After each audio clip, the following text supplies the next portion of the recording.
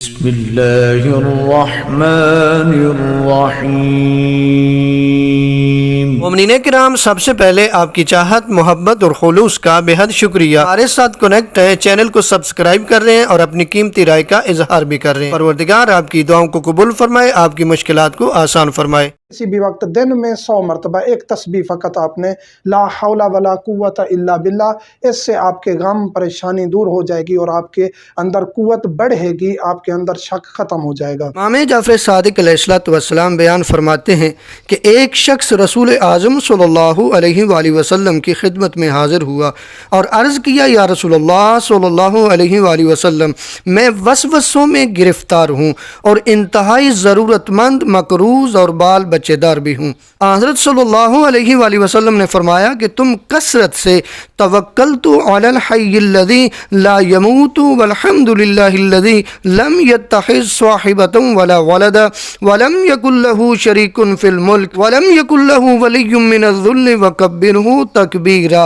فرمایا اس کا ورد کیا کرو، خدا نے چاہا تو تم ان پریشانیوں سے چھٹکارا پالو گے۔ فرماتے چند دن بعد وہ شخص آپ کی خدمت میں حاضر ہوا اور اس نے عرض کیا، یا رسول اللہ صلی اللہ علیہ وآلہ وسلم، خداوند متعال نے ان کلمات کی برکت سے میرا سینہ وسوسوں سے پاک کر دیا ہے، میرا قرض ادا کر دیا ہے اور مجھے وسیع رزق عطا کر دیا ہے۔ عبداللہ بن سنان راوی ہیں کہ میں نے امام جعفر صادق علیہ السلام سے عرض کیا کہ فلاں شخص وضو اور نماز کے متعلق ہر وقت وسوسوں میں مبتلا رہتا ہے جبکہ وہ عقل مند بھی ہے۔ امام فرماتے ہیں اس کے پاس عقل نام کی کوئی چیز ہوتی تو وہ شیطان کی اطاعت ہی نہ کرتا۔ میں نے عرض کیا، وہ شیطان کی کیسے اطاعت کر رہا ہے؟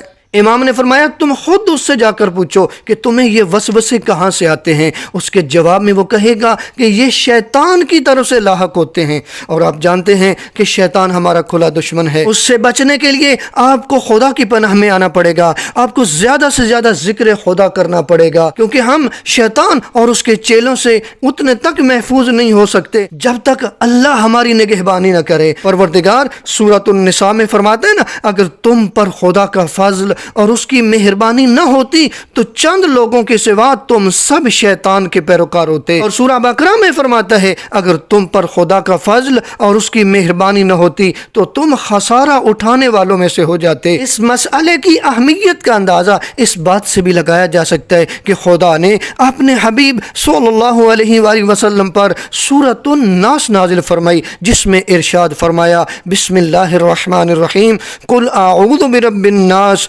ملک الناس الہ الناس من شر الوسواس الخناس الذی یوسوس فی صدور الناس من الجنۃ والناس۔ رسول صلی اللہ علیہ وآلہ وسلم کہہ دیجئے کہ میں لوگوں کے پروردگار کی پناہ مانگتا ہوں جو تمام لوگوں کا مالک اور بادشاہ ہے، لوگوں کے معبود برحق کی شیطان وسوسہ انداز کے شر سے، جو خدا کا نام سن کر پیچھے ہٹ جاتا ہے، جو لوگوں کے دلوں میں وسوسے ڈالتا ہے، خواہ وہ جنات سے ہو یا انسانوں میں سے ہو۔ یعنی اگر آپ جنوں اور انسانوں کے وسوسوں سے بچنا چاہتے ہیں، ان کے حملوں سے بچنا چاہتے ہیں، تو آپ کو خدا کی پناہ میں آنا پڑے گا۔ یعنی ہماری جتنی بھی پریشانیاں ہیں، مشکلات ہیں، تنگ دستی ہے، قرض ہے، شیطان کے وسوسے ہیں، جو بھی پریشانی ہے وہ دور ہو جاتی ہے اگر ہم ذکر خدا کرتے ہیں۔ ہم جتنا خدا کے قریب ہو جائیں گے، ہم جتنی خدا کی عبادت کریں گے، پروردگار ہماری یہ مشکلات دور کر دے گا۔